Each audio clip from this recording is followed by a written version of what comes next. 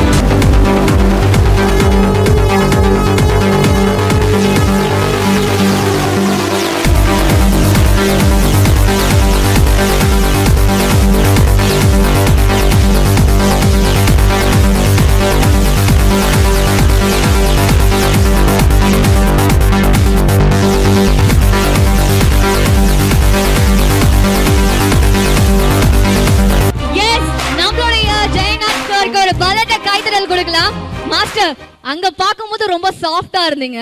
இங்க வந்த உடனே களத்துல இறங்கின உடனே வேற லெவல் ஆயிட்டீங்க.